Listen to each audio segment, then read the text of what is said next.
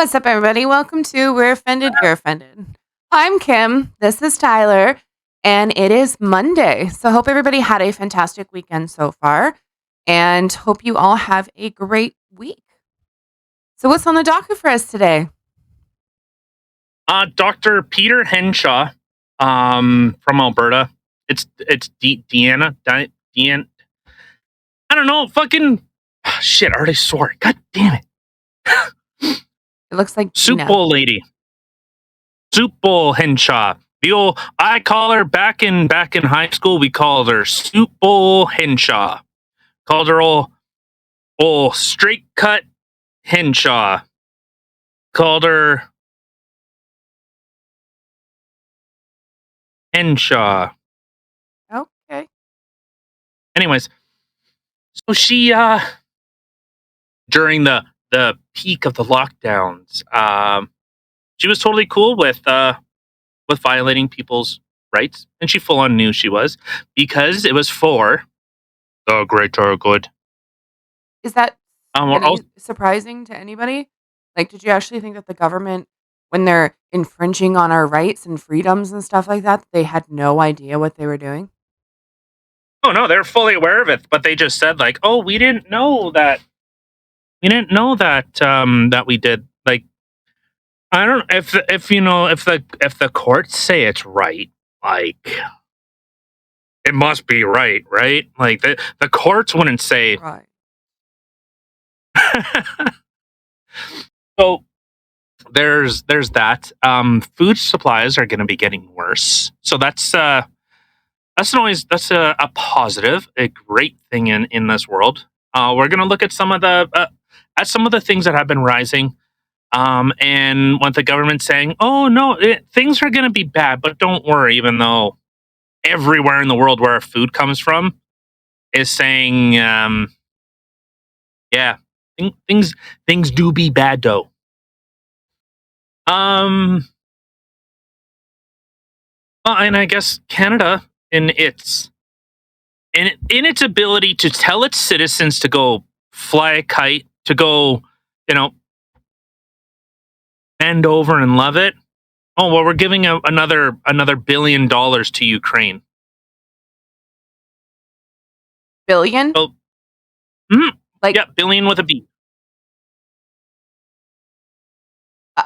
Yeah, so that's what our government decided. So, if you're already feeling poor,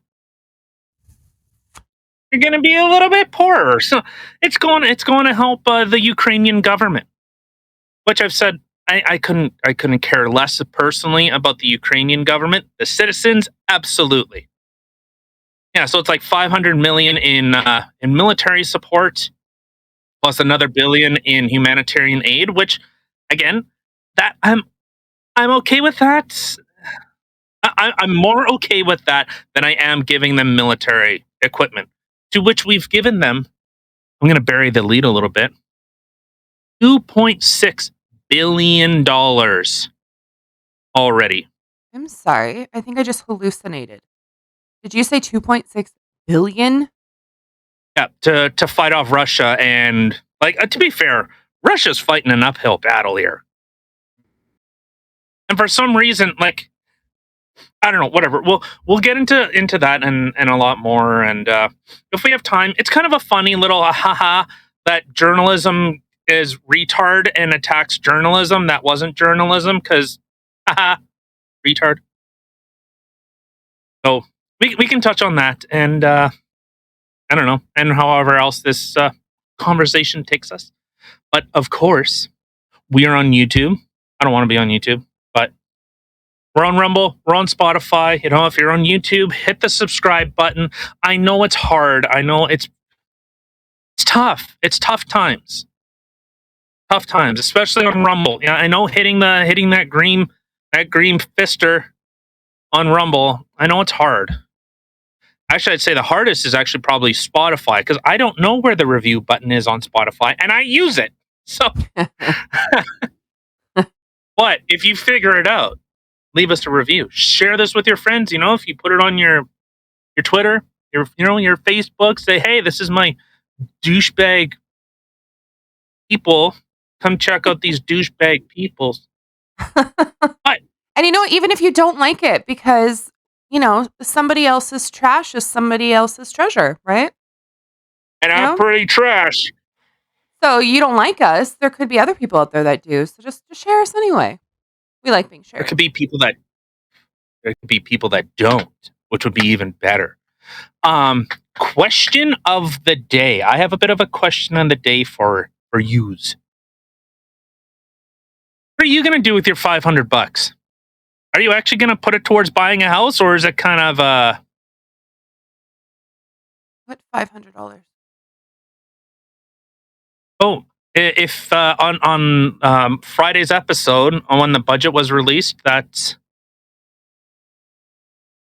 part of their plan is that they're going to give people $500 towards purchasing a house. Considering the price of houses have raised about 20% in the past year. 500. Is that like to buy them a lock and a door handle? Or is that what that's gonna do? Yo, here, you can get your new house and we'll give you some little extra money so you can buy yourself a little knocker and a nice little deadbolt and a door handle. Yeah. It's probably, I think, but of course, I'll just say, so what are you going to do with your $500? You know what I'm going to do? I'll say this. This is what I'm going to do. I'm going to go buy a fuck machine. So at least I can have something to enjoy while the government keeps fucking me.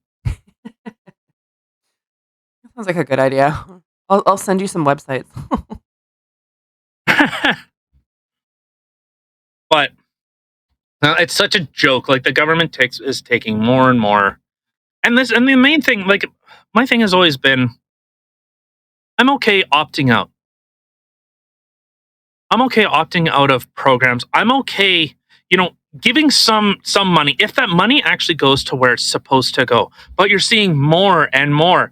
We just had that big thing that came out of Alberta of that what the hell was that? The Alberta Health Services CEO, they misallocated funds. They purposely didn't give money to the areas that needed them instead of bolstering the healthcare system. And I was actually talking to a friend of mine about this.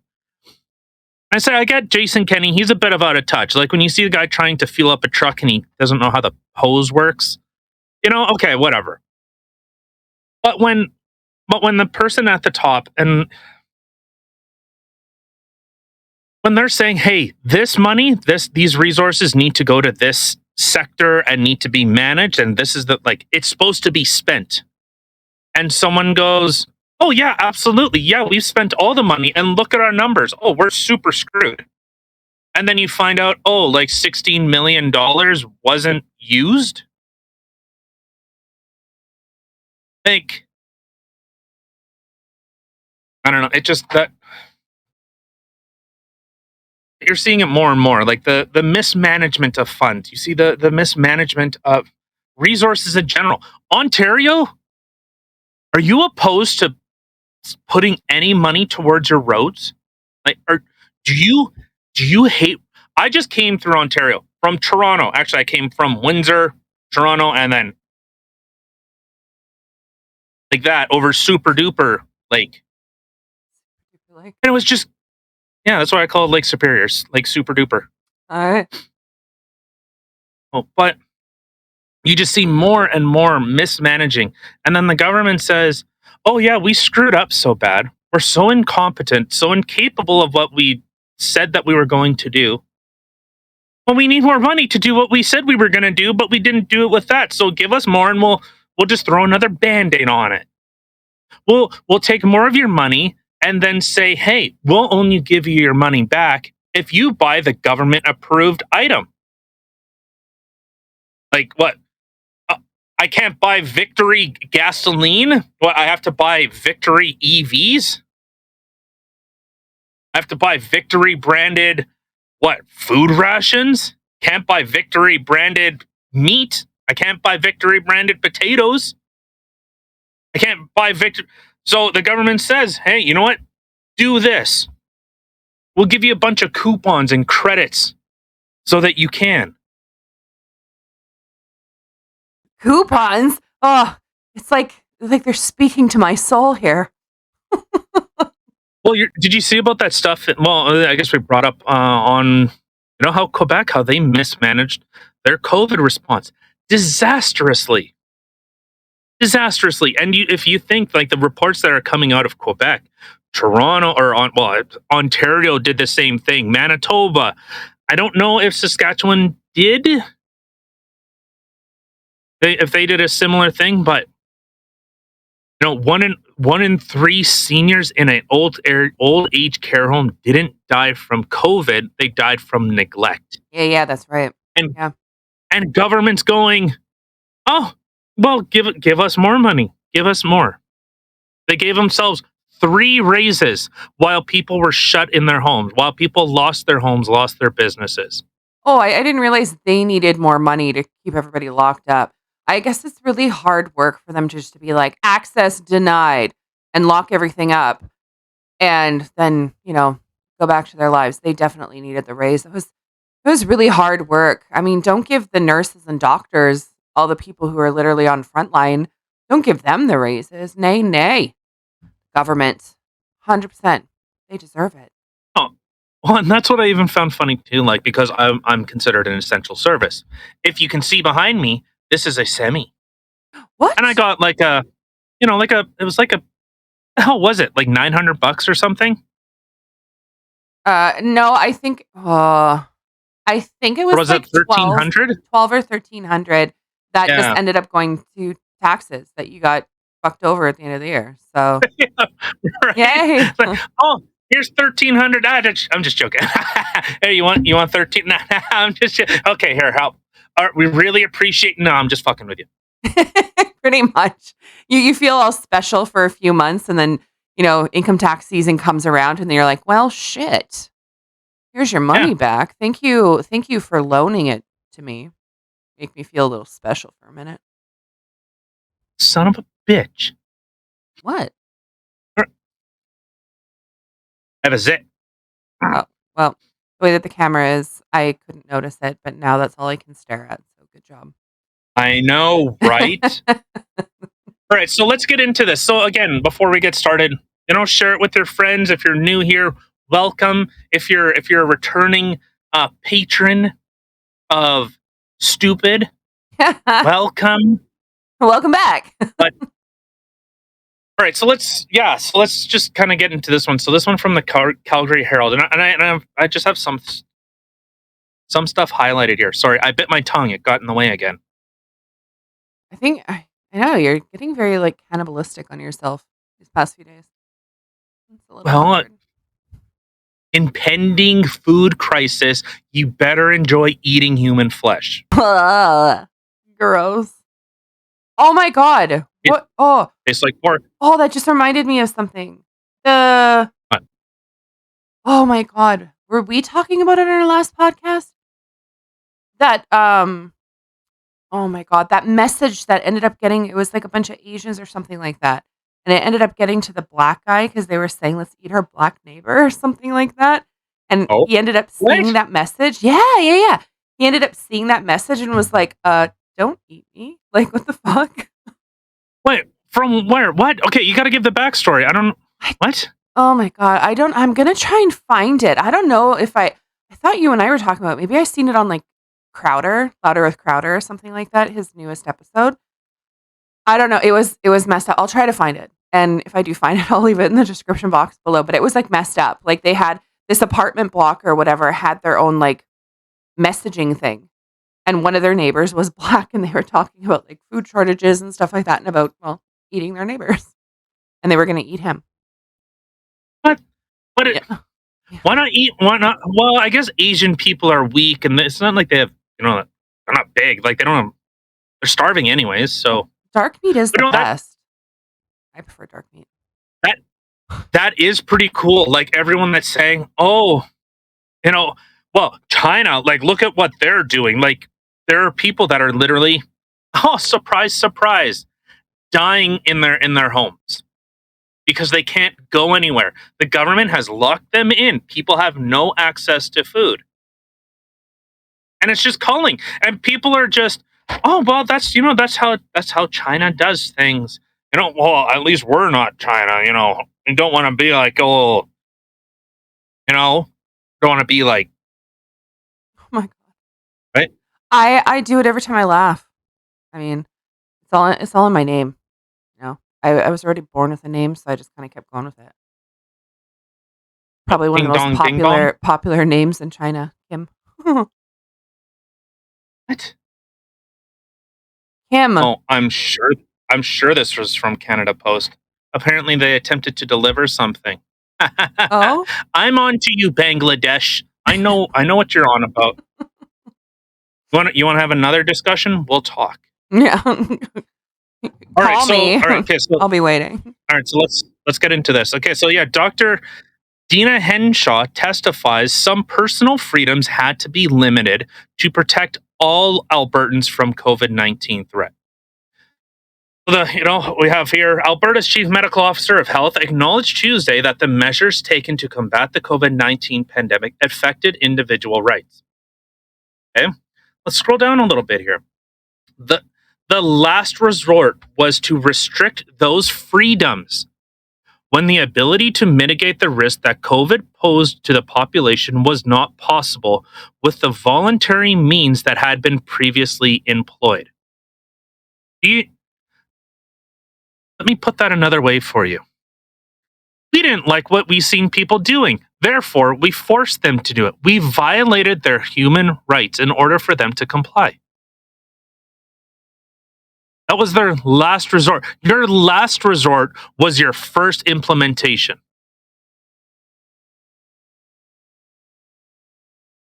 Yeah, that's very true. Like you. So at the time, the healthcare system was under significant threat of becoming overwhelmed. That I wonder why. Oh, when millions of dollars aren't going where they're supposed to go. Surprise, surprise.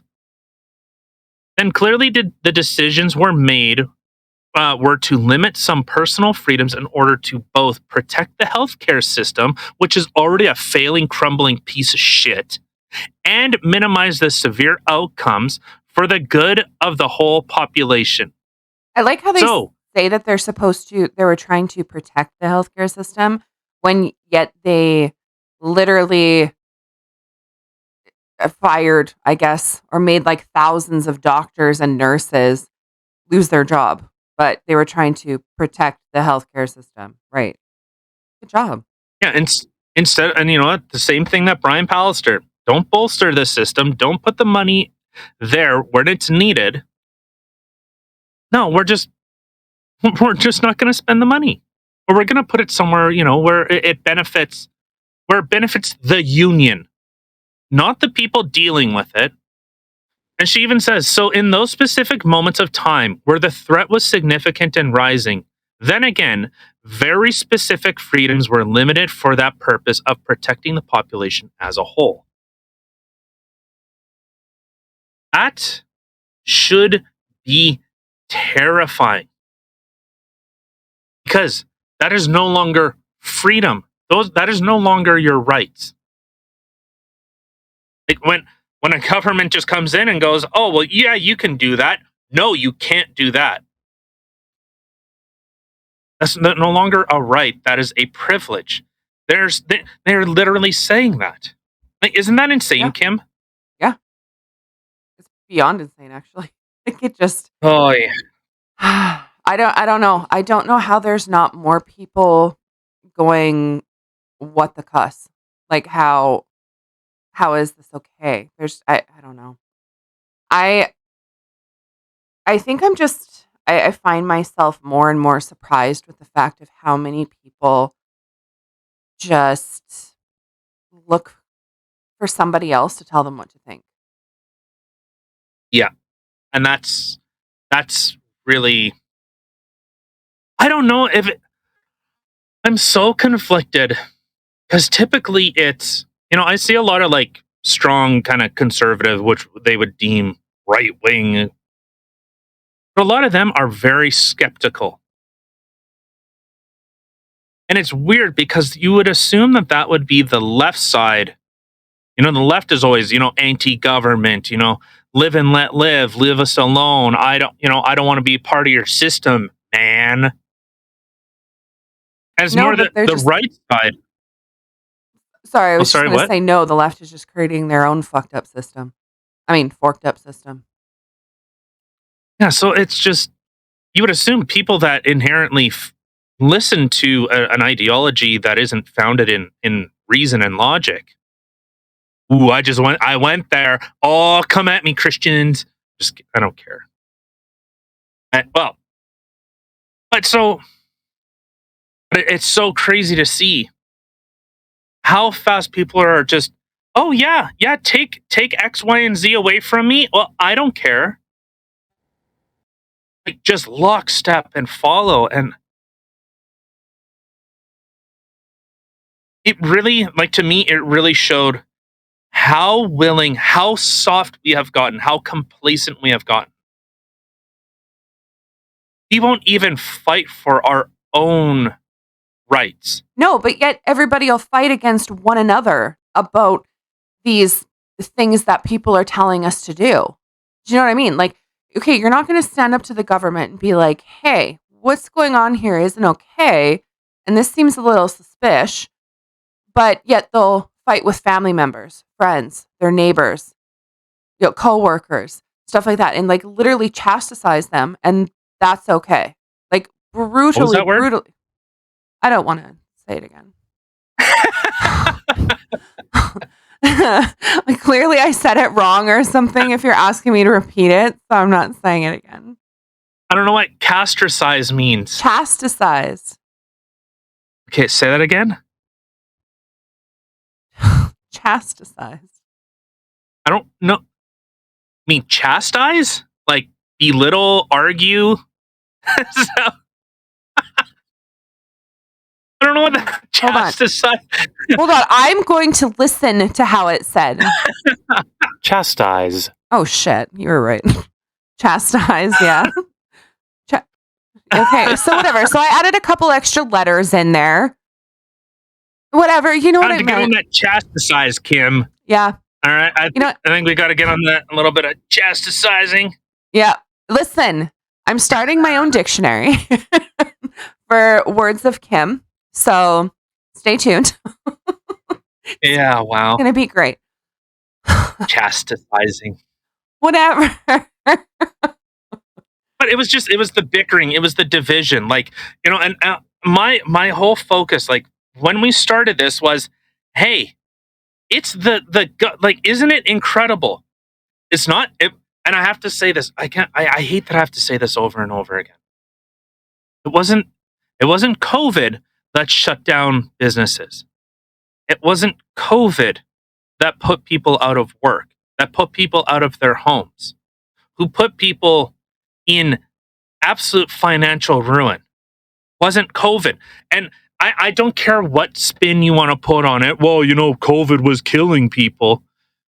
Okay, sure. I'll give you. Let's just say that the numbers were what they were, even though they're not. They're significantly less, as Alberta Health Services reported that we purposely inflated the numbers.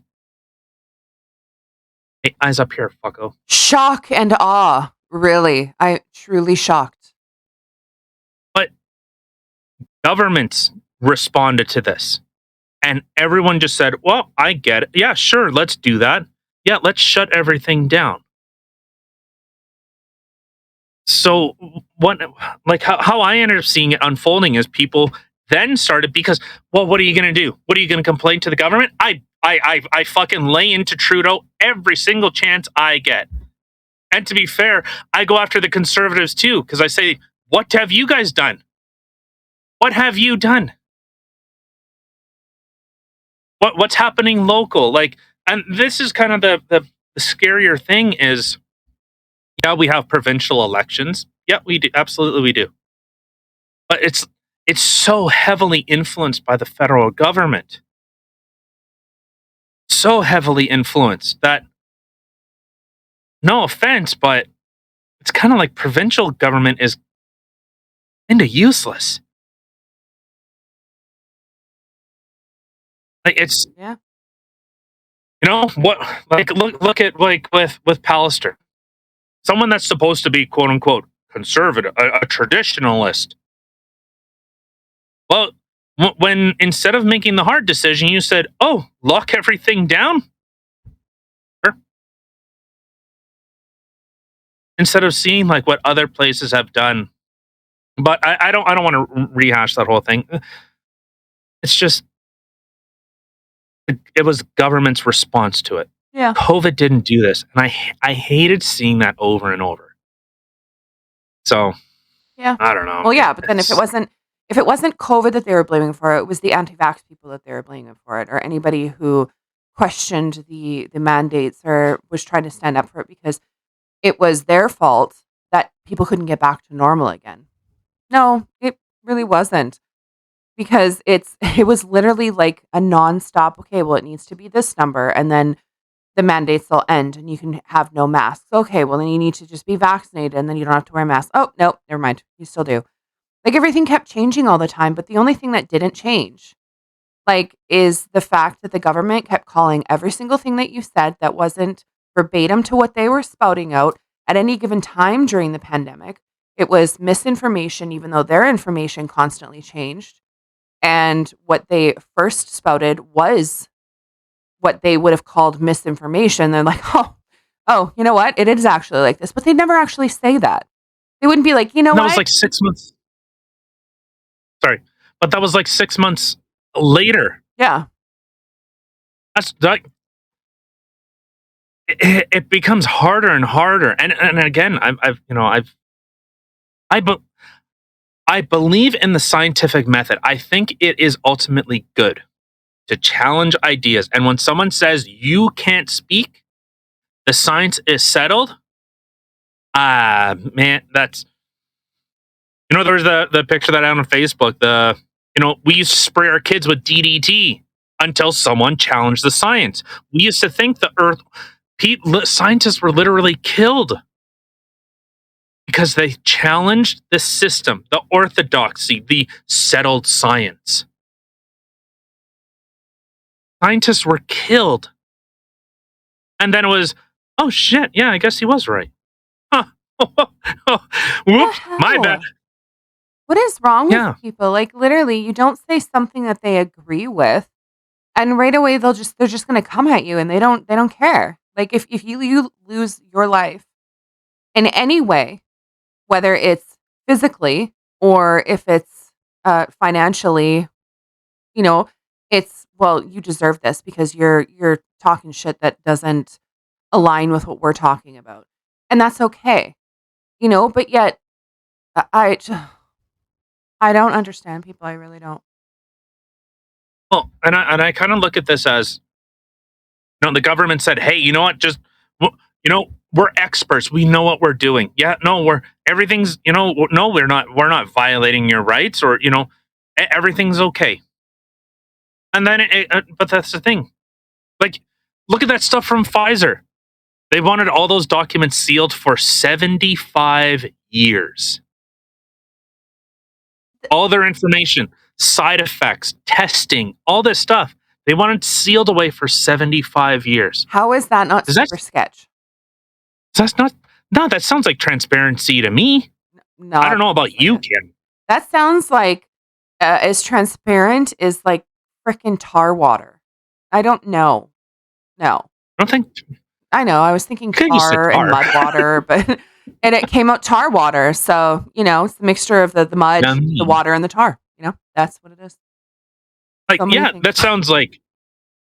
And the stuff you're seeing coming out, like I said, they knew that some people were having terrible side effects from it. Terrible side effects where people are being injured. Speaking of, did you hear about that guy that has literally had the vaccine like 90 times? Oh, yeah. He was giving out like fake. They weren't fake. They were real, like vaccine passports. But yeah, he kept getting vaccine passports to sell them because he was making money off of it. And he and his wife have both had like 90 vaccines already. And it's all different ones.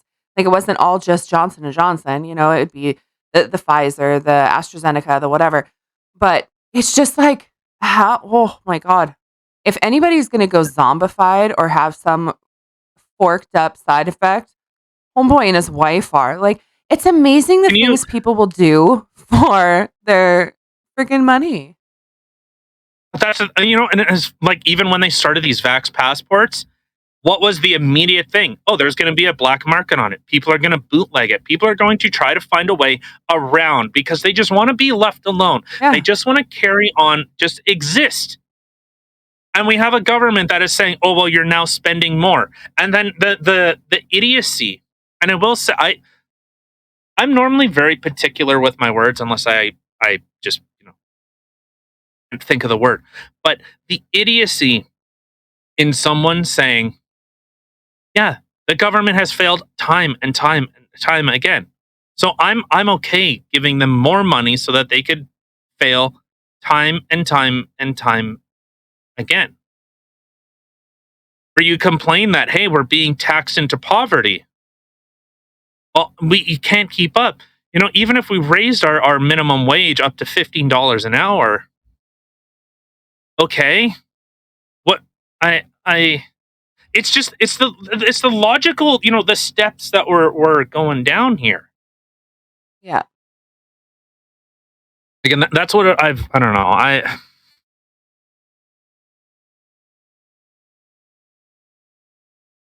I don't know. It's just really, really concerning. And for people to continue to say that, like, hey, if you're not happy with it, don't you think, like, at least voice your concern? At least say something. Like I said, I phone my MP all the time. I said, I've ragged on the Conservatives. What do they do? Like, please tell what do they do? Oh, well, we're just not going to go. We're just not going to implement that policy in 3 years. Sweet. Like, I think the best way I've heard it explained is like conservatives are liberals. Liberals, fuck, hold on, I'm screwing it up. I'm mixing two of them up because there's, it's just conservatives are the speed bumps for like the Liberal Party, or liberals are conservatives. But hold on, god damn it, fucking it up. Conservatives are liberals, but they're just doing the speed limit. Liberals are just, oh yeah, more socialized healthcare, socialized dental. Let's socialize this, socialize that. Oh, what? We don't know how to balance them. Trudeau literally said that we're not concerned about balancing the budget. We have the largest deficit in Canadian history, even post World War. Post World War, we have the worst deficit in Canadian history right now. And the budget will balance itself. He said that, and then they said, "Oh, well, we're not concerned about balancing the budget." No shit. You're kind of proving that right now. Like, it's crazy. Your kids that are born today are already $55,000 in debt just for being dumb enough of being born. Yeah, that's insane. That's insane. I can't even word. This is just so, like, insane. Could you imagine? No. You are in debt from no fault of your own. For you owing, let's say you have a family member. They went and they bought a car. Really nice car. And they say, "Oh, by the way, you owe me that money." Like, what? What? Do I at least get it? Like, do I get something out of it? No. Yeah, I guess you can drive it like once a month, but like, don't go far. I really don't want you. Actually, if I'm being honest, I'd rather you not touch it at all. Because, yeah, it's like literally your kids have bought a car that they'll never get to drive. That's how much in debt they are. Yeah, and like a decent car too, not like a Cavalier. Like Yeah. $54,000. That's like a Mustang right there. Well, to be fair, Mustangs. Ugh. Yeah. Ugh. You can't even buy a Charger for $55. Well, I definitely Nice wouldn't be old able Charger. to get that 300 or a Tesla for that. That's for sure. Oh no, they're going up in price. Resources are becoming more scarce. It was something Shocking. like, what was it? The Earth would need something like 324 million times the lithium production in order for everyone to convert over to electric vehicles, for our grid to be, I think it was 324 times That's the Earth's insane. availability. I believe it was. I might be totally making that number up, but for everyone, I don't know. Like I find this super fucked up. Super. That you indebted your children. Like I would never think of doing that. And this is why I said I didn't take any government handout. I'm not taking shit. Because the government doesn't do something, they have never given anything without a little, we're gonna get our pound of flesh one way or another. Oh, 100%. Yeah, and there's so many people that have gone for the CERB or whatever stupid program they set up to indebt us all. Now they're being taxed for it. Or the government saying, "Hey, we want that money back now." Oh, naturally. But so you gave me a loan and stopped me from working, stopped being able to, buy anything, produce something. And now you're saying, "Hey, give me that money back." What? Yeah. What money, dude? I didn't even. And now with you see how high food has gone. Like this is further down on the show map on page 7. Inflation is up another 5.7% over 12 months. Annual, we're hitting 3.4%. Annual, that's like that's average right now. 5.7%. So nearly 6%, which means you now need to work from 2021, which have already seen massive inflation. You now need to work another 6% higher in order to maintain your standard of living. Another 6%. So gross. And then you're looking, and then from Global News, like we have this article here on page 8. The average home prices rose 20.6% year over year in February. 20%. So if your house cost you $100,000, it's now going to cost $120,000. 200,000, 240, 300, and keep $1 million literally will cost you $200,000 more to purchase that same house. And people are being pushed out. But here's $500, and you could have a savings account, but up to $40,000, even though you can't buy any. Like you can't save enough money to buy the things that you need in order to save money to put into this account. Like, yeah. Well, even a little, I guess, backstory for our listeners, I guess. But the other day, when Tyler was actually home, I had done grocery shopping, and he was like, "Oh, did you get some of this? Did you get some of that? Oh, you should have got some extra of this." And I'm like, I looked at him like, "Dude, just this was $500." And he's like, "Are you insane? Or are you serious?" I'm like, "Yes, just this little bit was $500." So no, sorry, I couldn't. That's for 2 weeks. Not even. That's for 2 weeks. Yeah, that won't even last 2 weeks. I've already had to go get more stuff because the milk runs out and stuff like that, and we got no bread now. So it's just, it's crazy. Well, with that, so let's skip on to this. So we were already kind of touching on it a little bit. So this was an article from CTV News. So as sanctions bite Russia, fertilizer shortage imperils world food supply. This is on page 4. I'm going to go all the way to page 5. In the United States alone, fertilizer bills are expected to jump 12% this year, after rising 17% in 2021. So from 2020, it was up 17%.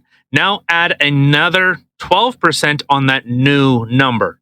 So if say a bag of fertilizer, for an acre was $1,000, okay, well it cost you another $170. And this 12% is 12% on the $1,170. That's what that stuff means. I don't know the cost of a bag of fertilizer, but this whole article talks about how farmers they're having to find alternative methods, or their yields definitely are not going to be what they have been. Like they're looking at using what was traditionally sacred or protected lands in order to mine for potash. Oh, that's a lot of Saskatchewan, but could they keep up with the demand? Probably.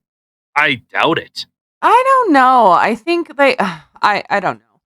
I mean, the thing is, if we're in a pinch right now and we need stuff, like at least it's something that we're getting, and maybe they won't be able to keep up with the same amount as demand as Russia could keep up with. But the thing is that at least it's something. And then maybe instead of having 40% food shortage, we might have 10 or 20.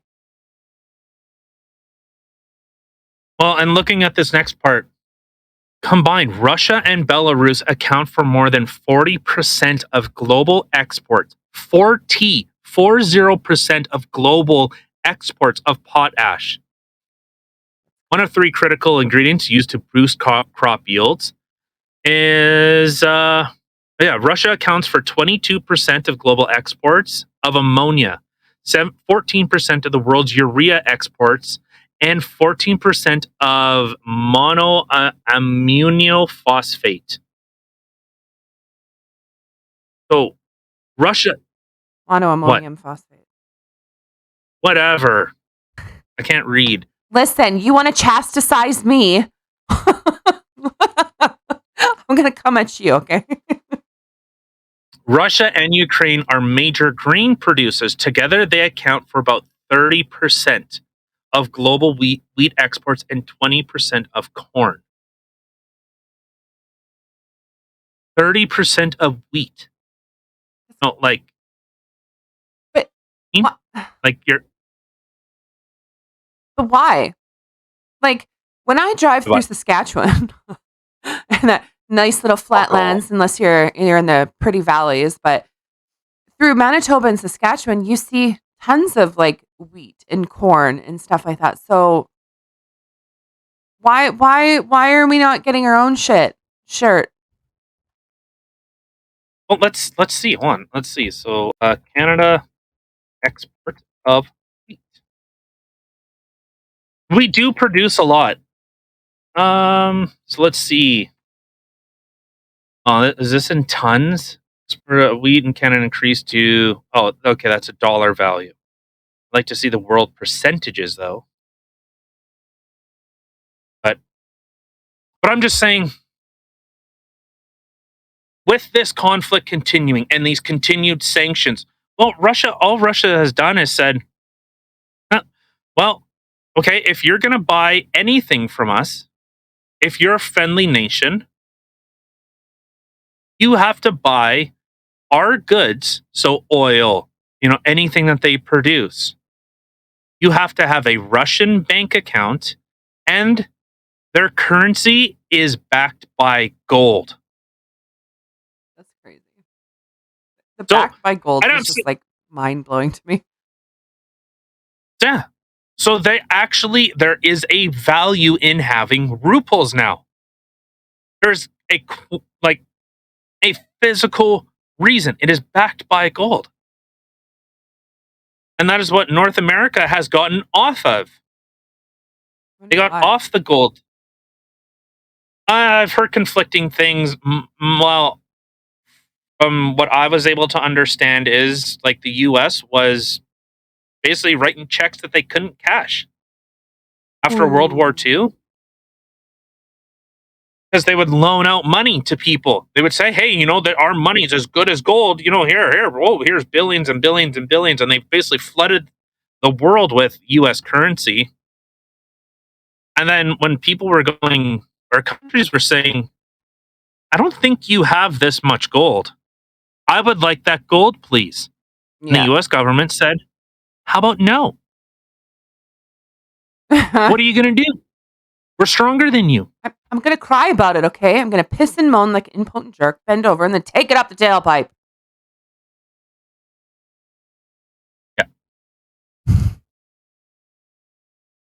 But so that's what I've been able to see. And I've heard some people have made the argument that it's actually safer that the US dollar isn't backed by gold. But Russia's dollar immediately recovered. After all the sanctions, their currency tanked. And now, nope, it's fine. Wow. But and they're more or less self-sufficient. Well, see, and that's the thing too. Like that's like a good word that I keep thinking of too. Like if we in Canada, like if we used our own oils from Alberta, we used our own wheat, our own corn, our own blah blah blah, potatoes, stuff like that. The thing is, then we wouldn't need them. So, okay, you want to stick it to another country because they're doing things that you don't like doing. But instead of actually physically going in there to a war, you're still donating to another country to help fund the war, which to me is a little mind-boggling in itself. But what do I know? But anyway, but I mean, the thing is, if you actually start using your own product and stuff like that your own country is producing, how is that not a good way to stick it to another country? Plus, it'd be cheaper and transportation costs and everything like that. Like, how is that not a good thing? Well, it's cutting your nose off to spite your face. Well, I'm gonna show them, so I'm gonna stab myself. Like that's what it is. You seen that, like Joe Biden said, like, yeah, this is gonna hurt the American family too. This is gonna hurt all of us, these sanctions. Okay, so then why are we dependent on foreign adversarial countries? Like if Russia hates Russia, or if the US hates Russia as much as it says it does, but yet you're so like, do you not understand, like, they like with China. Look at what they did at the start. Oh, hey, China, we need PPE. We need PPE. And China says, no, we need PPE. Right. They take care of themselves. Canada donated millions of pieces of protective equipment to China. And then when it came to us, they said, well, we'll sell it back to you. Oh, shit. Those little shit. Like, well, and that's what I find crazy. Like how many times do you need to learn, old man? How many times do I need to hit you with a stick before you understand that I'm going to hit you with a stick? How many times do you need to be hit? So many times. They've been so naughty. But like you're looking at this straight up. Russia is supposedly an adversarial country. We don't like Russia. Okay, but we are dependent on them. Oh, what about China, who is literally an economic and an ideological opposition to Canada? And I mean actual Canada, not whatever this liberal bullshit is. Because that's not liberalism. That's, I don't know. That is leftist. That's straight up leftist. That's communist. But extremists to me. But see, yeah. I can understand. Now, I can understand the benefits and stuff. Yeah, it's my big word for you. Stuff. about like trading with other countries. Okay. So Mhm. if like with us trading, let's say with Africa, I could be wrong. I don't know where they're from, but say with like Africa or something like that for um plantain chips or something, right? Like something we can't get here or whatever. But like something that we can't actually grow here or get here, I understand that. There's a huge benefit to that to be able to trade stuff that they can't grow or get there for stuff that we can't grow or get here. But I don't understand why people Mhm. are literally outsourcing stuff that is grown in your own country, stuff that's grown in the United States, stuff that's grown in Canada. Why are you going to other countries for these things? It makes zero sense to me whatsoever. Well, I was having a conversation with a buddy of mine, and so obviously we have some stuff that we're we got in the works or working on, and he was saying, "Why wouldn't you have it produced in China?" Like he said, like money wise, that makes no sense to me, and I had to argue that morally and ethically, I can't because everything in China is cheap. It's a garbage knockoff. And I understand, yeah, well, you can have your quality control and everything, but I'm not, I can't, I cannot support, just like I do not support this government. I don't support the Canadian government because they morally and ethically go against anything that I believe in, whether Yeah. it's equal treatment, equal rights across the board. It's not, well, because I like this ideology more, I'm going to side with that. No, if it's an ideology that says, "Hey, destroy Canada," okay, yeah, I have a bit of a problem with it. When there's policies that are put forward that say, "Hey, Canada is an inherently racist country and we need to rebuild it from the ground up," yeah, I can understand to an extent of saying, "Hey, that's wrong," but I can't support. I can't support a country, the people, and this is always the hard thing of it's the governments that I have an issue with. I would have no problem doing business in China if the government wasn't there exploiting people. There are articles, people are protest or they're trying to protest in the streets, and what does the government do? Haul them away, Yeah. or they're locked in their homes. They weld their doors shut. They put bars on them. Oh, God. Sorry, I was just thinking like when they have like in China, like with the zero, like they have it's zero cases, right? Like it has to be like Well, they want 100%. COVID zero. Yeah, yeah, yeah. Yeah, they want COVID zero, which Yeah. is impossible. They literally have like you can look this up yourself and see this for yourself, but they literally have these creepy looking dog things without a head running through the streets with speakers on it and people talking and telling you, stay Yeah, in your homes, do not come out. You're not allowed to come out. Da da da da da. And it's crazy. Like it's this creepy mechanical thing running up and down the yeah. streets with a big speaker on it telling people that they're not allowed to come out of their house. Like, ugh, it's so creepy. and and this is like obviously that's a very extreme point, but if you're seeing, hey, what was told in Canada, don't leave your home, don't go anywhere. Oh, but our rights aren't being violated. No, we have a charter right that we can move freely within Canada. That's a charter right. Yeah.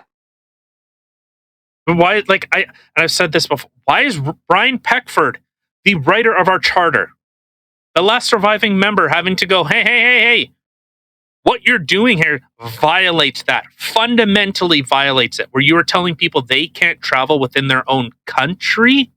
Well, yeah, and that's crazy to me. Like, well, there's literally we have a Charter of Rights, and they still have one surviving member, the person who helped constitute the Charter of Rights and write the Charter of Rights, and yet nobody is like going up to him and be like, "Hey, so this is what we want to do. Is this okay?" Like, you know, like I don't understand how in 2 years, I don't know, maybe he has said something before and I just didn't know about it, but how something like this is just coming out now. Well, no, he's been talking. He's been kind of fighting this. He was with the Freedom Convoy, and He was? the FCCC. Yeah, he's working with them. Awesome. The FCCC, the Foundation for Canadian Charter, or CCCF, Coalition for the Canadian Charter of Freedoms. I can't remember. It's a law firm. Okay. Look it up. I'm putting lotion on my hands. I know. I was just going to mention something about that. I'm like, what are you doing? You're like lathering yourself up. I like it. But, Hey. all right, there's people listening. Sorry. But I don't know. Like, I don't understand how something that the government follows and Canada follows, which is the Charter of Rights, there's still a surviving member and people aren't listening to the person that actually helped write it. Yeah. Like, how crazy is that? Yeah, not like consulting him, like, hey, I want to make sure that this is correct. And that would speak much more, because the government's saying, well, who are you? Yeah. It's almost like, that the idea of, if Jesus came back, as if I was literally just about to interrupt you to start saying exactly what you're about to say.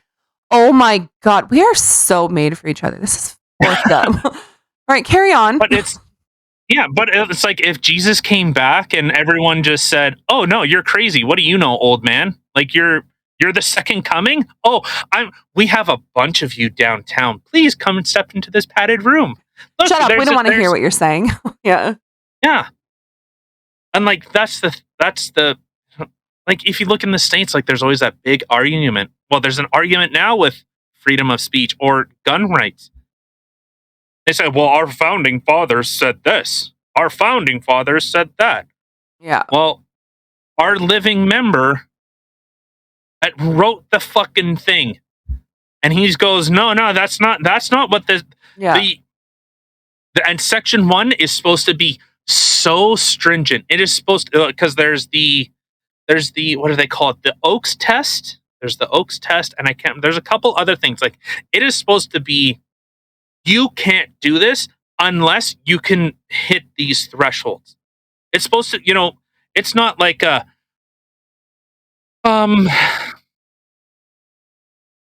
it's not like we'll take that under consideration, or that's a contributing factor. It's supposed to be, no, we deny you unless you can meet these certain criteria.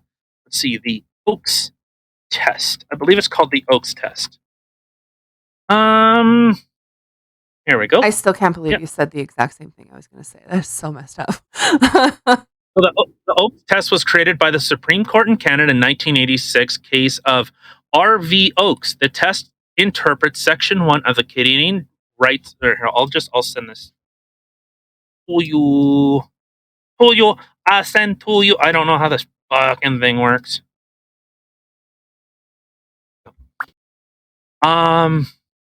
Interprets Section 1 of the Canadian Charter of Rights and Freedoms, Rights and Freedoms, which states that the rights are guaranteed, subject only to such reasonable limits as can be demonstrably justified in a free and democratic society. This means that the government must establish that the benefits of a law outweigh its negative impact, that is, its violation of a charter right. In R.V. Oakes, police caught the accused, Oakes, with hashish oil and cash. They charged him with possession for the purpose of trafficking under the Narcotic Control Act. He claimed that the drugs were his own and that he did not intend to sell them. At that time, under Section 8 of the Narcotic Control Act, anyone found with illegal drugs was presumed guilty of trafficking. Usually, the Crown must prove guilt beyond a reasonable doubt, but under the NCA, it was up to the accused to prove he was not guilty. So he was guilty until proven innocent. This is called a reverse onus.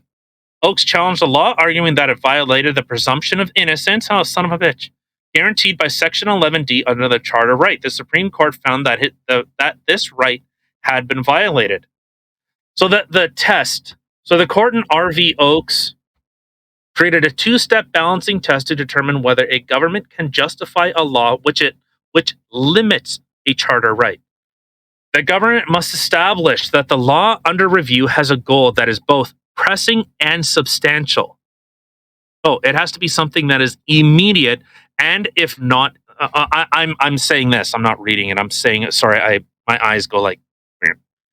So I'm looking at. I'm looking everywhere. I'm looking at all the people in all the places.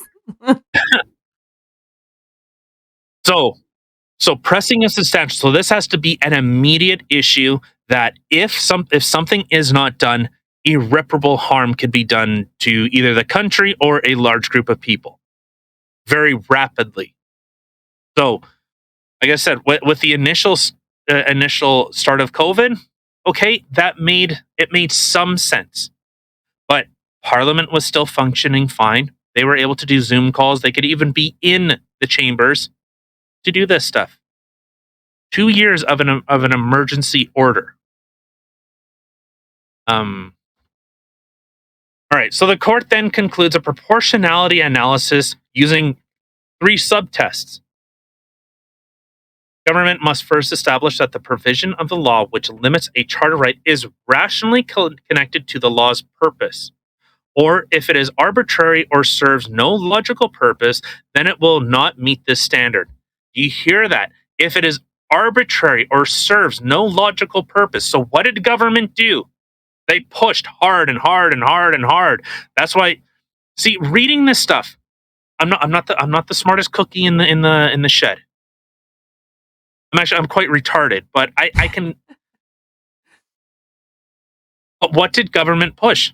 If you talk about anything outside of the government approved message, you were silenced. Yeah. You were removed off Facebook. Government was telling Facebook, Twitter to not, if at misinformation, shut it down. Now, even somebody Robert Malone. Oh, sorry. I was going to say, even somebody telling you on the internet or whatever, telling its viewers to go talk to your doctor, discuss this with your doctor. That was medical misinformation. Like, how forked up is that? Oh, it was, but that's. Well, I don't. They didn't really push on that. It was more like if you were saying, "Hey, if you take silver iodine and shove it up your ass, it'll protect you from COVID. If you eat 2 pounds of ginseng and a rhino's horn, you'll be safe from COVID." It was more like that type of stuff. Or saying, "Why didn't anyone tell me that?" Hold on, I got some silver upstairs, and I'm gonna go get a rhino horn. See ya. Just kidding. Yeah. Okay.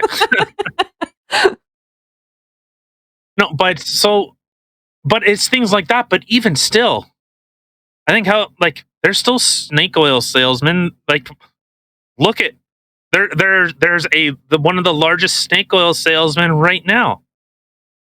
Pfizer. They produced something that they said did something that it didn't do what they said it did, and then, oh well, it's a vaccine, and this is why, like I say, words are important. Words have meaning. That's why, like, hey, if I use the N-word, it is under a very particular circumstance where the word actually has its original meaning, which means ignorant. Has nothing to do as a pejorative to a black person. There's been black people that have said he's a white N-word. Yeah. Like, literally, it is ignorant. That's all it is. Yeah. So I'm very conscious of the words that I use.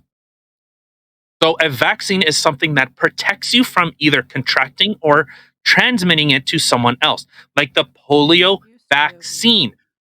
It used to be. But now I would actually, God, I should I think the kids have some dictionaries someplace. I should find one of their dictionaries, look up the meaning for the word vaccine, and then look it up on the new dictionary and see how much it's different. I know it's insane. It's like 2 completely different words, but it's just kind of interesting to see. So anybody out there, if you have a dictionary at home, just go look it up and then Google up what the meaning of the word is now and see how much it's different. It's very, very much. But I understand, like Merriam-Webster and stuff like that. But it's the fact of, like, they add words all the time. You know, like, I remember when they added dough. D apostrophe O-H. Yeah. Dope. From The Simpsons. Homer. Yeah. Yeah, so when they added that, it was funny, but it was a word that people used. Yeah. Like to do something dumb. Dope. Yeah. They got lots of But, slang words that are in the dictionary now, because if mhm. it's something that people use a lot, then yeah, they end up putting it in the dictionary. I mean, it makes sense. Well, what I find, well, I guess is maybe more phrases, more like, yeah, they don't have phrases, but they do have words, like, Kentucky Hot Pocket. Well, they're not going to put that in Merriam-Webster's. No. They'll have yeah, Or like Blumpkin. jiggy or Yeah, Slade, like put some. or yeah, they have yeah. Yeah, like why don't you put Blumpkin in there? What do you have against Blumpkin? You can find that in the Urban Dictionary. No one wants to see the Urbtion. Nobody wants to see it in the Webster. No, but so like the bigger concern is, well, we have a flu shot. A flu shot has a particular meaning. Vaccine has a very different meaning. Like when look at Merriam or Webster's, when they look at them, try to explain a woman and a trans woman.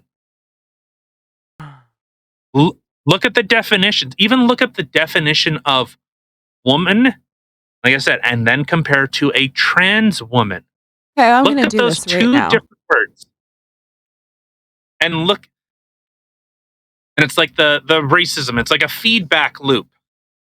It makes no sense. So the definition for woman: an adult female human being, a female member of the workforce, team, etc. A female person associated with a particular place, activity, or occupation. Okay, whatever. And then, what was the other one you said? Trans woman.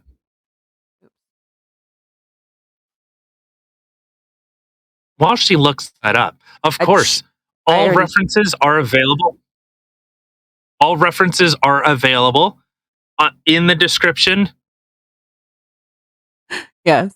We're here every Monday, Wednesday, and Friday. I'm a fast Googler, so you don't even have to do that because I already have it on the screen for everybody. So a trans woman definition: a transgender person who has transitioned from male to female. Oh, maybe it's female. Let me look up female. Maybe that's it. Just female in general? I believe so. Okay, female definition. Let's see. Of or... Oh my God, I can't. This is really bad because people are listening to me attempt at reading here, and they can see what I'm attempting at reading. Denoting? I don't know what that means. Denoting the sex that can bear offspring or produce eggs. Distinguish biology by the production of gamelets, ova, which can be fertilized by male gamelets. A herd of female deer. Yeah. Okay. So in your thing, I'll look up trans female then. It doesn't. There is no definition for trans female. It goes back to the trans woman. A trans woman is a woman who is assigned male at birth. A trans woman have female gender identity, may experience gender dysphoria. Yeah. Like, do you see how like the word doesn't mean what you have to reference? Like a trans woman, well, in trans woman they have is a female. Well, but a female is someone that has typically reproductive parts. Yeah, sorry. So I had looked up on the same page that I'm at here. It says what's meant by trans female. It's a person who was assigned male at birth, but whose gender identity is female. That's not even saying anything about how when you looked up trans woman, how they said it's a male who transitions to a female or to a woman. This is literally saying somebody who identifies, whose gender identity is female. So that's not even... Well, whose gender identity is female. Yeah. You're looking at, now you're conflating biological sex with identity, with gender. Yeah. So, you start seeing like these things start bleeding together, or like we brought up before, racism, where racism, it's a feedback loop. It makes no sense. All right, but so to continue, so the court then conducts a proportionality analysis using 3 subtests. The government must first establish that the provision of the law which limits a charter right is rationally connected to the laws. If it is arbitrary, okay. Secondly, a provision must minimally impair the violated charter right. A provision that limits a charter right will be constitutional only if it impairs the charter right as little as possible, within a range of reasonably supportable alternatives. So that's like if the government says, hey, we're limiting people's ability to move within Canada. Okay, then there has to be reasonable, supportable alternatives. Oh, if you left Manitoba and you wanted to come back, what was your alternative? You had no alternative. You had no medical exemption. You had no travel exemption. There were no other alternatives made available to you. It was this and only this. You don't deviate. You're not allowed to deviate. And then finally, the court examines the law's proportionate effects. Even if the government can satisfy the above steps, the effect of the provision on the charter right may be too high a price to pay for the advantage the provision would provide in advancing the law's purpose. So those are the 3 things that they need to hit. Proportionality, minimally impair, and proportionate effects. I'm looking at like what was the benefit? Because it was government fumbling over and over and over again. But whatever. All right. So, and this is something that people aren't aware of. Like I'm still learning about this stuff. I don't claim to be an expert, but it's a lot of, well, what are these types of things? What laws? Is Section 1 of the Charter right just carte blanche? Well, no. There's a little bit more rigidity to it. That it is supposed to almost be like, okay, well, you're struck down unless you can meet this threshold, and it's a very high threshold. We're going to keep striking it down. Well, is there an alternative to it? They're almost trying to find a way of defeating it, and you have to prove that yes, this is absolutely needed. So yeah, it's interesting to learn, because I don't think a lot of people are really aware of this. No. I mean, I wasn't. I mean, I have to say, with the more that we do on podcasts and stuff like that, I give a lot of I got a lot of respect for like lawyers and stuff like that who go to school, because I mean, this is stuff that they got to know back and forth, and this is. Who would have thought they have to learn some shit? I know, and this is a lot, though. Like, literally, this is like our 104th episode now. And we've talked a lot about politics and had about laws and stuff like that. Like, there is so much that a lawyer needs to know. Like, it's honestly, it's a wonder why they're in school for so long, and they got so much they gotta like get in that brain of theirs. Well, I don't know. And why they specialize in certain fields. Yeah. Like a tax lawyer is not the same as a divorce lawyer, is not the same as a constitutional lawyer. Family lawyer, and even criminal lawyer, yeah. Yeah, even within like constitutional, it's each section of our charter. Yeah. Like it's too much. Huh. Yeah. And so, I listen to a lot of different voices, and, I ask a lot of those questions, like, well, people are saying that, like, and I've said it too, and I still hold that idea of our charter rights are subject to change without notice. Yeah. Like if the government can push it and say like, hey, this is the only thing that we can do. Look at our panel of experts. No, don't listen to that guy. No, not him. No, I know he has like 40 years of experience. I know he has a lot of degrees, But how hard is it to get it? He said the vaccines aren't safe. Well, look at these other 20 doctors. They've said the vaccines are safe. Don't talk to Eric Clapton, though. Don't. Yeah, Does he know? why would you? He's not a doctor or a scientist, so zip it. Yeah, so it's I don't know. Me fundamentally, I'm very much on the side of like liberty, of freedoms. And now they're pushing. Did you hear that they're pushing for the 6th wave now? Oh, there's going to be a 6th wave. Yeah. Well, okay. Well, I had heard that, okay, China has another wave going right now, and apparently, like, the infected rate is, like, super high, but yet they've had one death. One. Out of how they're like talking about how, like, super catchy it is. I know I can't word today, but whatever. Infectious, transmissible. Thank you. I was thinking infectious. Yes. And so many people are getting it, and they're getting like in the thousands of cases overnight. But yet the symptoms are very minimal, and there's been one death so far. So they make it sound like it's this big panic that, oh my God, there's like, we're having like 3,000 cases overnight or more. But no, just very minimal symptoms. And there's only been one person that's died from it so far, but Hey, what about for the hey, whole hair for the greater good? You're going to sacrifice how many people to, for one?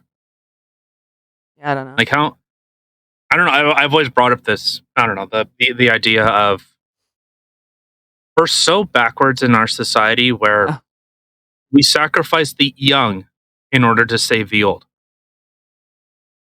I've never understood that. No. I mean, I personally, I'm very, I don't know, very peaceful, loving person. Like, I don't like the thought of anybody being sacrificed at all. But yeah, it's very backwards. I'll take the bullet before I'll ever have my kids take the bullet. I know. I would rather be the one to suffer. I know. Like, as the expression goes, like, I would prefer peace, but if there's no peace in my time, let there be wars so that there's peace in my children's time. Something like that. I've said it before, but I'm sure I butchered it. But no, but it reigns correct. Like, I'm not really sure how many parents out there wouldn't do that, wouldn't take that bullet for their kid. You know what I mean? Like, it seems like a lot. It seems like a lot would be saying, hey, no. Like, I don't want to name a name, but I remember a certain person saying, I would rather you die because at least I can still reproduce. Oh my God, what kind of piece of shirt said that? Oh Someone. my God.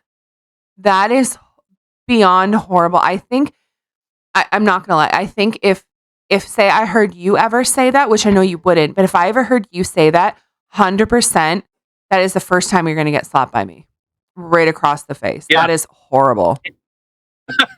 Right? Oh, 100%. Right? Yeah, I would freaking smack you if you ever said that to our kids. That's so bad.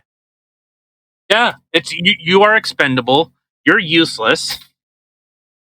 That's disgusting. Oh, I know. That's a piece. Whoever said it, that's a piece of shit. If you're watching this and you said that, you're a piece of shit. Like, I'm not even going to censor myself. You're a piece of shit. To be fair, probably not. They probably aren't. Probably not. But you know what? I'm sending out the vibes to you. Whoever and wherever you are, you're a piece of shit. You're going to step in shit tomorrow. You just watch. And that was from me. You're welcome. All right, so let's kind of move on to this last one. Like, I didn't really pull up the article. It's just, so there's this contributing writer for with the Daily Beast, Rolling Stone, The Atlantic, NBC, Business Insider. Well, this dude, or Benson, looks like he's a little on the spectrum, if you know what I'm saying. Yeah. He must, or he. Actually, I'll say, this dude's straight up racist. He's an actual. He doesn't like Asians. Doesn't like them, and you know why? Here's his right at the top. So I just ran into Andy No at a bar in New Orleans. I politely told him he's a garbage person. LOL. Oh, if you go through the article, Andy No lives in Oregon. Andy, if you don't know who Andy No is, he's spoken out against Antifa and BLM and has exposed them for the frauds and the criminals that they are. Does he actually work with work on Louder with Crowder, or no? No, he works for the Post Millennial. Okay. I just kind of glanced through some things, and I keep seeing references to Louder with Crowder, and I'm like, is he one of the people that's there? Is he the half I don't Asian? think he's a writer. Okay. No, that's Bill Richmond. Sorry. So you can see from Andy No, he says, Thor Benson, a white freelance writer, thought he found me and instead harassed a random Asian in New Orleans and made him leave a bar. Benson's followers said the man should have been assaulted. So they should have beaten the shit out of this Asian person. And so he had contacted, I believe it was, I can't remember which news agencies it was. Oh, the Daily Beast. And who was the other one? I can't remember the other one. But this kind of reminds me. Oh, and so, yeah, Andy No was saying, flat out, I wasn't there. I wasn't in New Orleans. I've been in Oregon.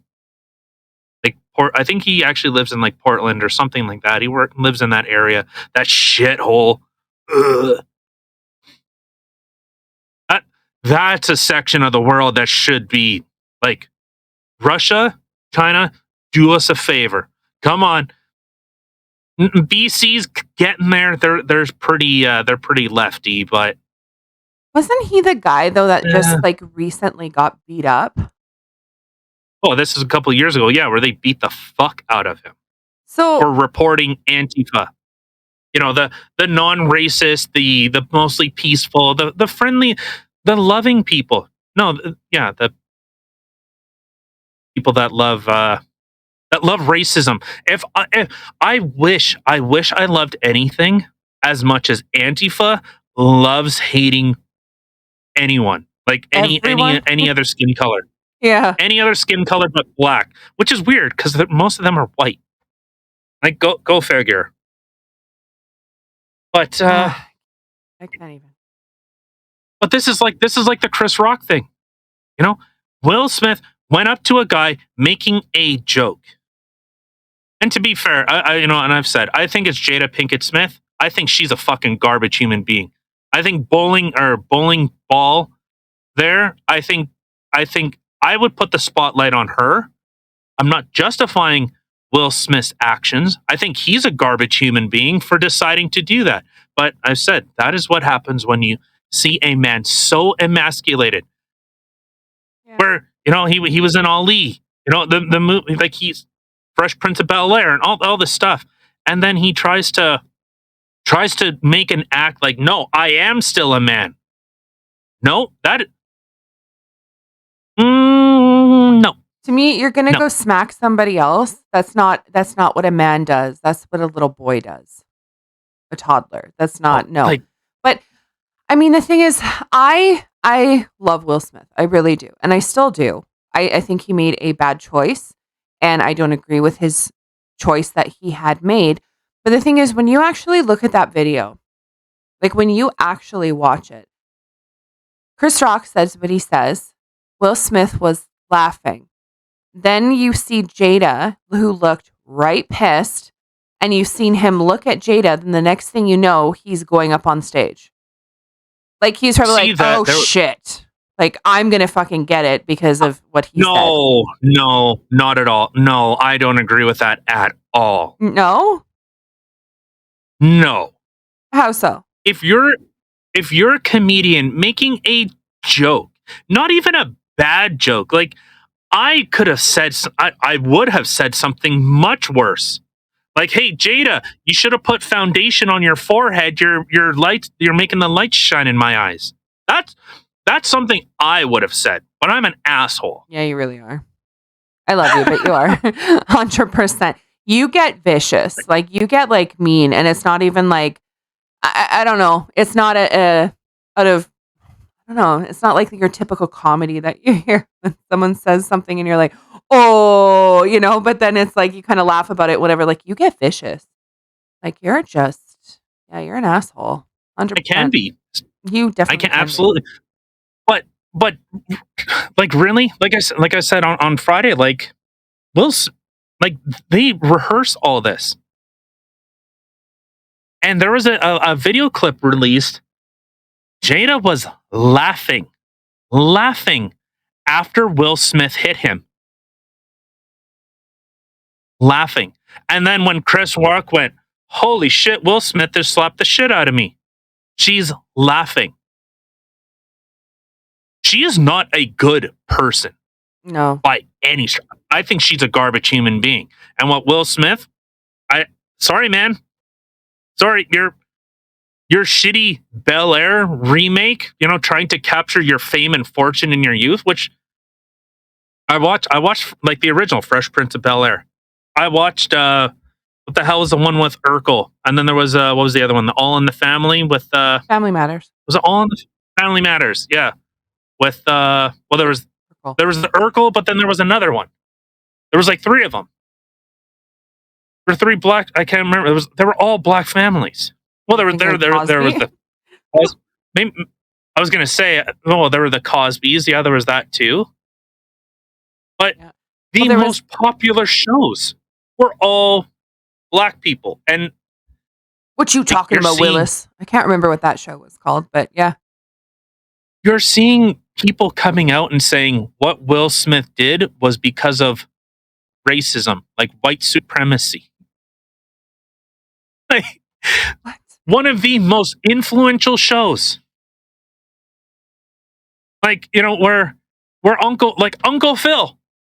That's the only way I know him, as Uncle Phil. I don't know the actor out of anything else. If I see him in another movie, it's Uncle Phil. 100%. I know. I don't know what his real name is. I know I've seen it multiple times, and if someone were to say it, I'd be like, oh, yeah, that's it. But no, 100%. Yeah, when I see him in anything, it's Uncle Phil. Just like, to be honest, it's the same with Carlton. Carlton is always going to be Carlton. And apparently, I had heard that he's kind of a douche. Yeah.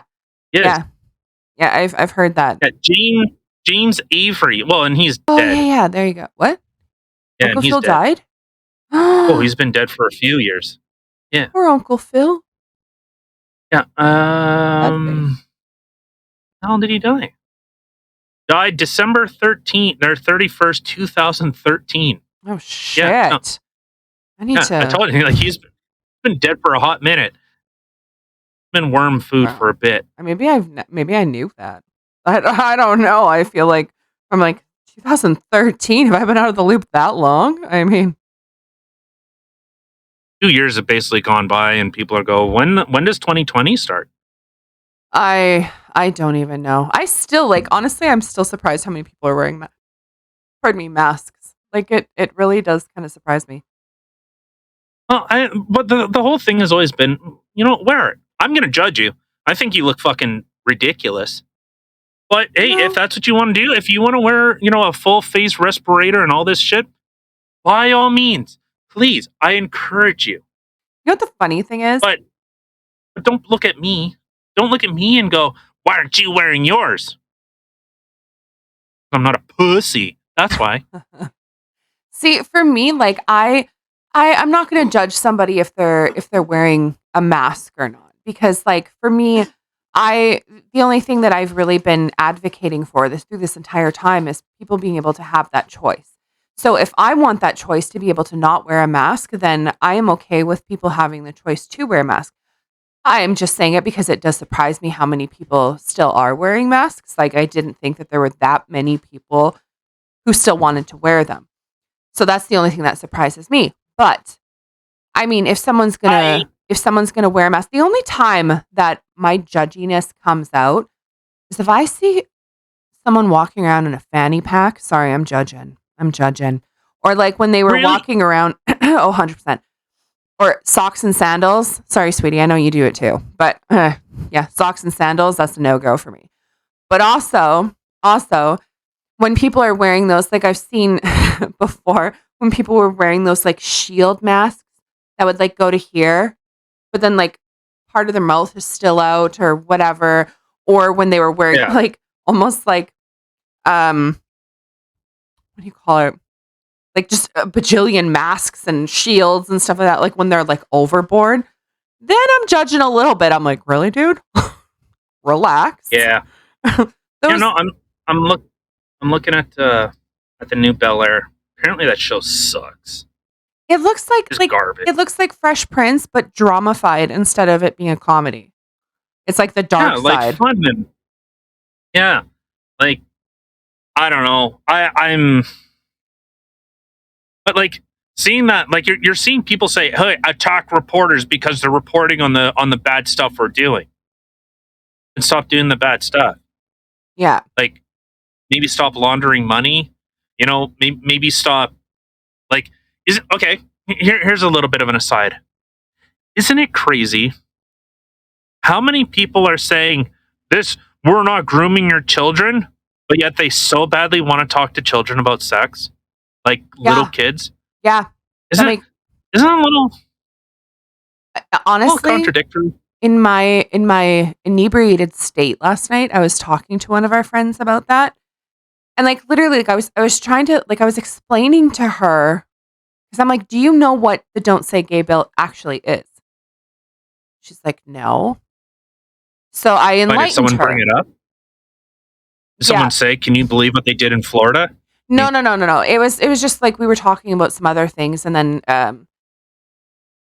other things of topics that we talk about have come up. So that just ended up coming up. Regardless of how it came up is irrelevant. Also, like I said, I was inebriated, so I'm not going to remember a verbatim and how it transpired. But the thing is that she wouldn't when I had asked her, well, do you know what the Don't Say Gay bill actually is? She said no. So then I had enlightened her as what the No Gay Bill. Oh my god, I can't word.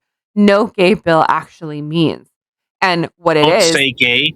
Yeah, it has nothing to do with not saying gay. It's literally just don't talk about sex to 5 to 8-year-olds.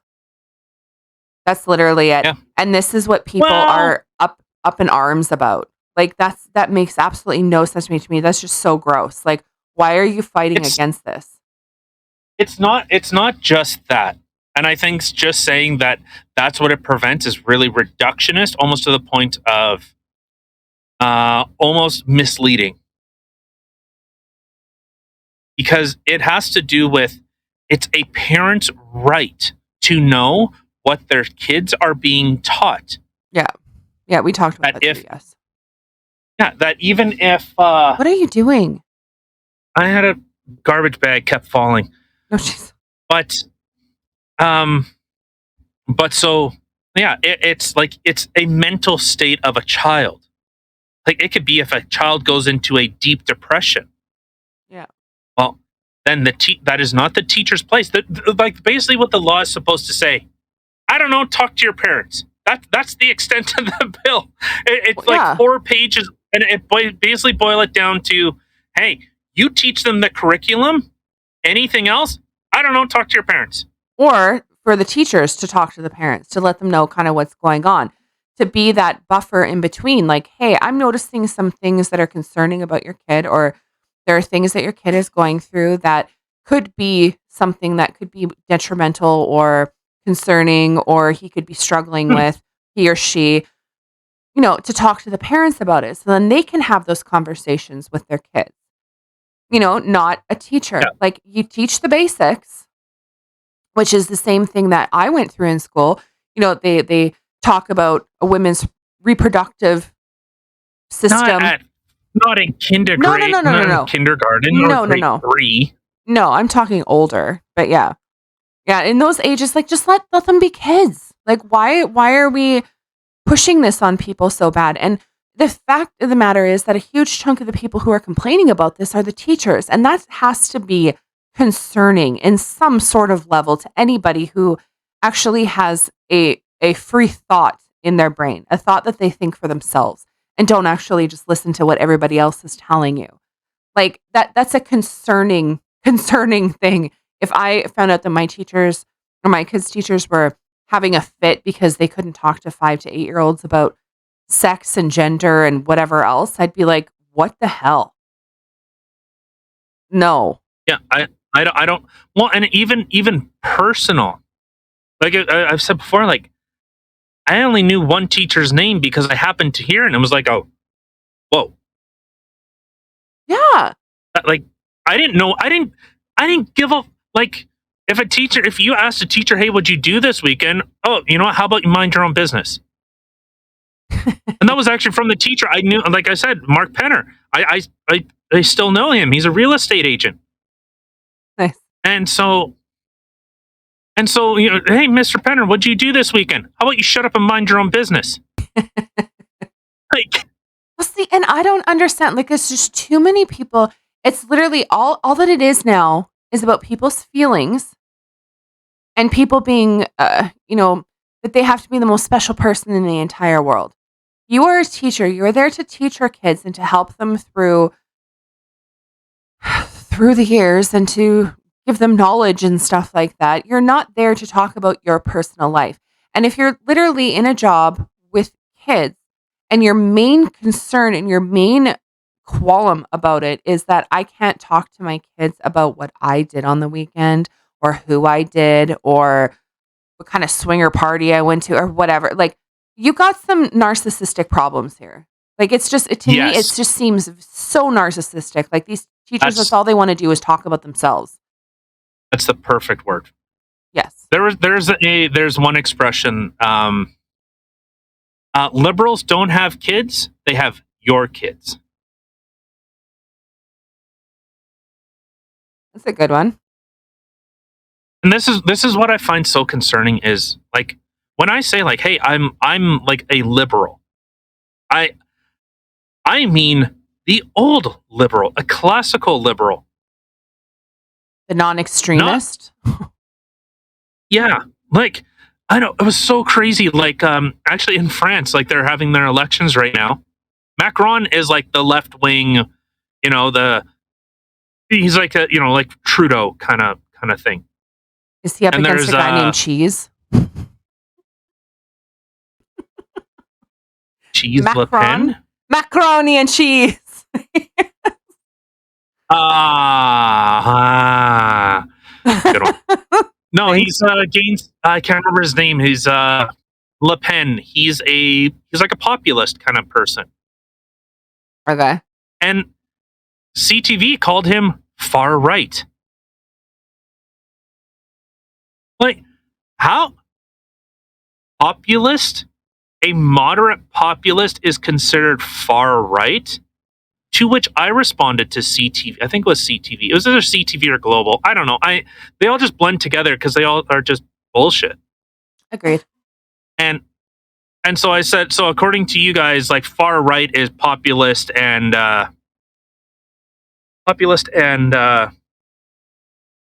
liberty minded, or it was something like that. And I said that's considered far right.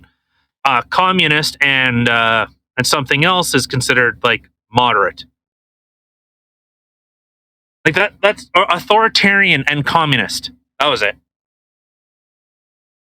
Is considered moderate apparently to them, but it's yeah. Like I don't understand why a teacher feels that it's their position to espouse their ideology. I have no idea. It makes absolutely no sense to me. Like, people, friends of mine that I know, have a really good friend and a cousin of mine. Both wanted to be teachers. They wanted to go to be a teacher to help educate the kids and to, you know, that's what they wanted to do. They wanted to teach them. It had nothing to do with what their personal life was, what their personal ideology or beliefs are. That is a complete separate thing. They wanted to help kids learn, not spout their opinions. They weren't narcissistic. Like it's just I don't know. I think there needs to be a lot more teachers in the world that are like a friend of mine who lives up in Gillum and my cousin. Like there needs to be a lot more teachers like that. They're just, more private, and that's how teachers are supposed to be. Do you know what I mean? Like I don't know. It's just it's mind-boggling to me that this is where things have gone. Like my teacher's feelings and their personal life is more important than teaching my kids what they need to learn to survive in life and to grow. Like, yeah, what? No, it's a big. I think it's a huge problem, and you're seeing massive amounts of people are starting to homeschool their kids, are pulling them out of schools, and are starting to. You're starting to see like the thieves and the criminals are outing themselves. Like I'm gonna talk to my kids about my sexuality. I talk to my pre-K. I talk to kids in my daycare about it, and I'm gonna continue. You know what? You want to talk to your kids about it? By all means. You want to confuse their poor little brains and mess them up? Go ahead. Talk to your kids. Don't be talking to my kid or other people's kids. That is not on you. That is on the parents to have those conversations with their kids. But you're seeing them over, like they're so up in arms, and now the okay groomer, like it's a thing that's caught on, and I'm actually really I'm very supportive of, hey, call this shit out. Like there is no world where if an adult, any adult says or tries to hypersexualize or desensitize them to sexual acts, and then have the nerve to say, don't tell your parents about this, what would you call them? What would you call them? Oh, it's because it's what? Because it's a teacher, it's suddenly any different? Like, I don't understand where they find that they're above the law, and they're so up in arms about what you're seeing. That's what the teachers are doing over and over and over again. Please let me teach your. Oh God, sorry. He's just so, emotional about this. He's just spitting all over the place. I want to molest so many kids. Ah! You know what I'd be calling them? I'd be calling 911 is what I'd be doing. I'd either be calling 911 on them or 911 on myself because I just beat the fork out of them. So. No, but it's.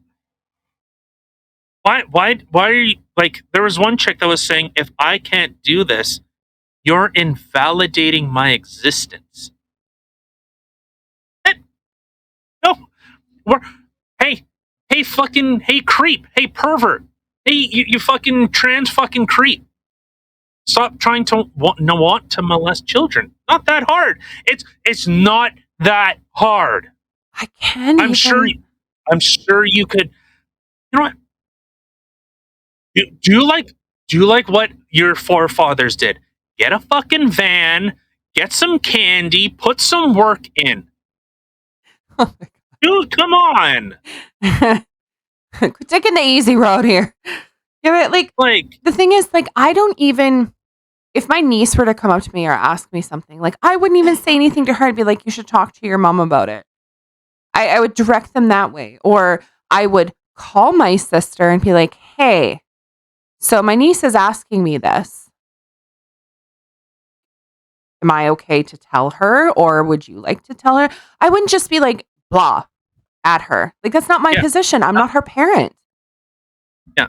By the way, I'm demi-trans. A new one. What? Xenogenders, where they're just. What the hell is that? More just make believe. More make believe. Where they take like plants and animals. That's called a xenogender. So I identify as plant self. I identify as tree self. You know, like the rabbit self. I We're have fucked. joked about We're this. fucked. I've joked about this. Probably in our earlier episodes about how I identify as a unicorn. Who'd have thought 100 episodes later or less than 100 episodes later, surprise, it's a thing now. Well, you seen? I don't know if you've seen the thing with oh my god, what the hell is his name? Yeah, is it Daniel? No, it's not Daniel. What the hell is his name? Topo Gijo. Is it Daniel? The guy that owns PragerU. Dennis Prager. Sorry. Sure. Well, he was on. So PragerU is like a not really a I guess they are kind of a conservative.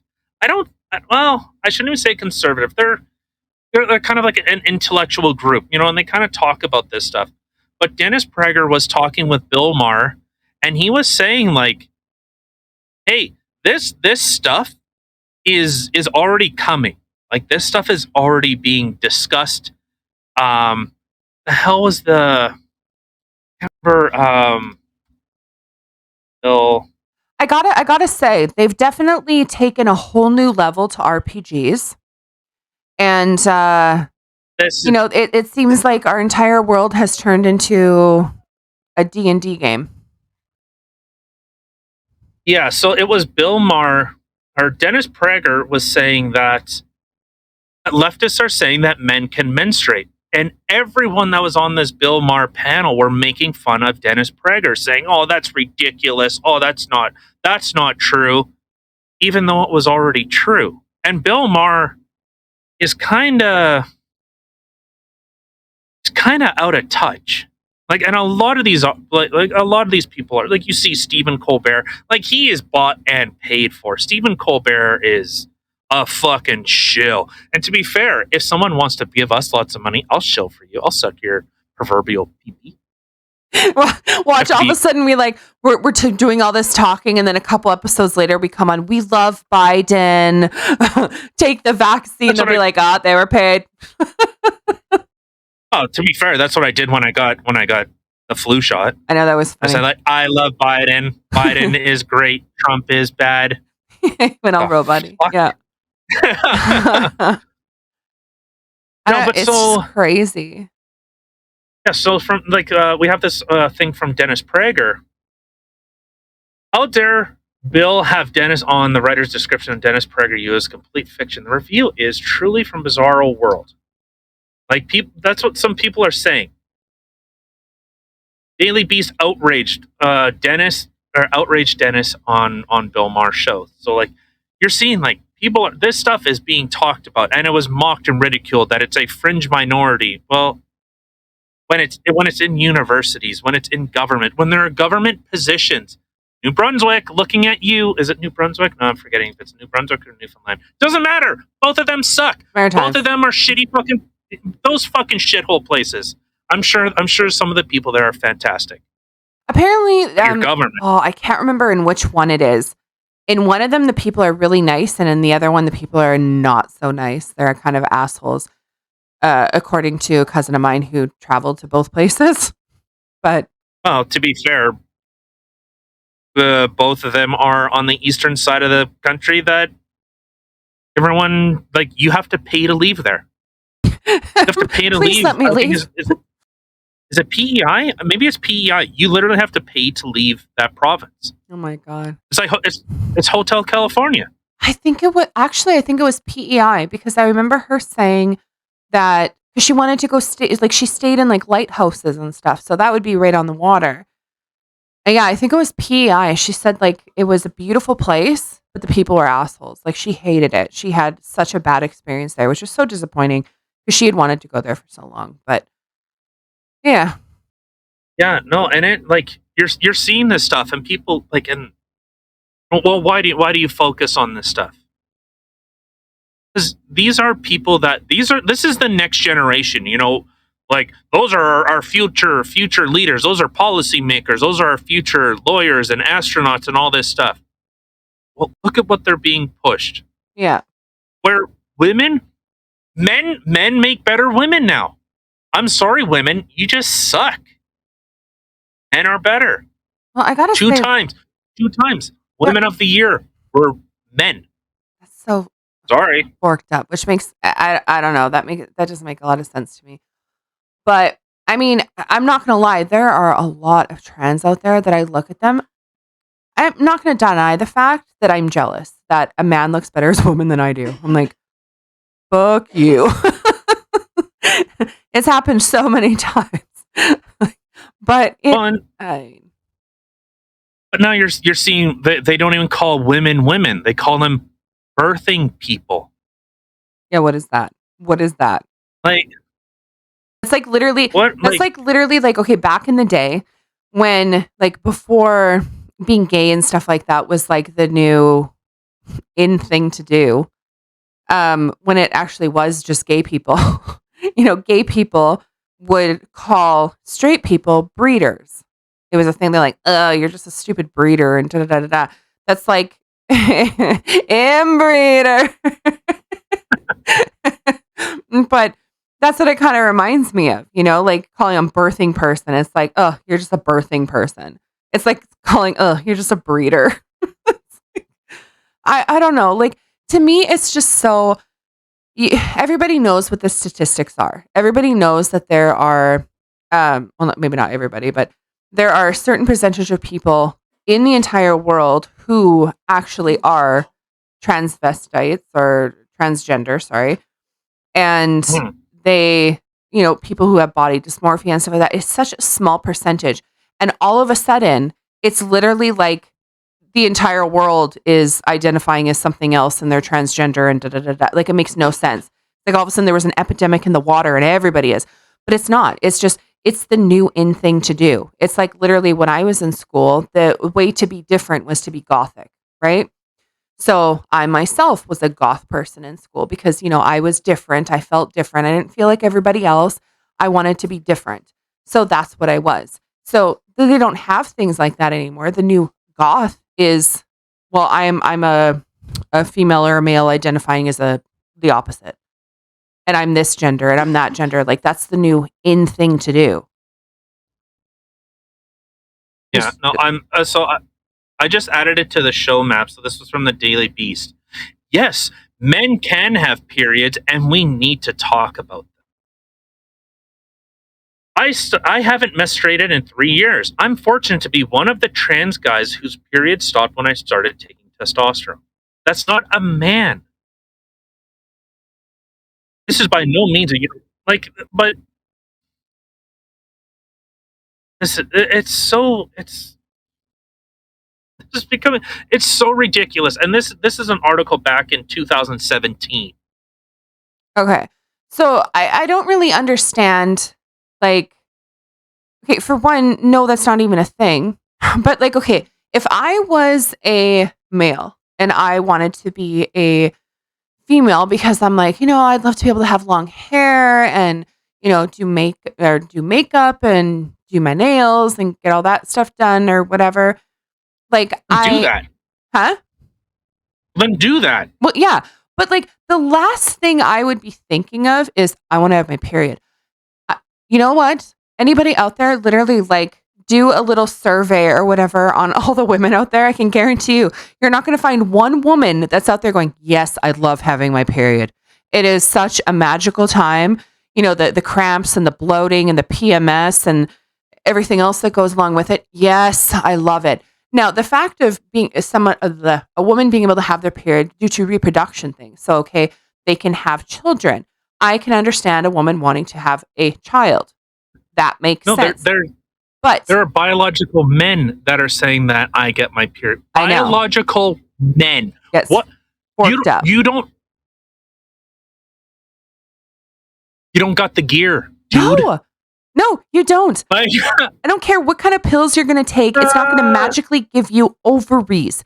That is why a woman has her period. Okay, so apparently we got to go back to elementary school or I don't. Junior high. No, I'm not. I don't freaking health class here.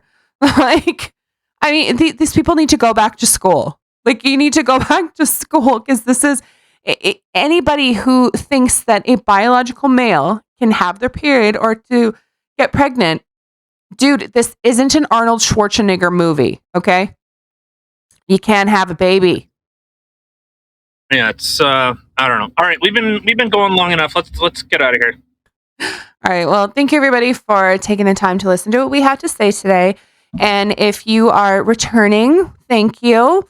And if you are new here, please don't forget to hit the like, subscribe button, and don't forget to share us because, we're just dirty like that. We like being shared.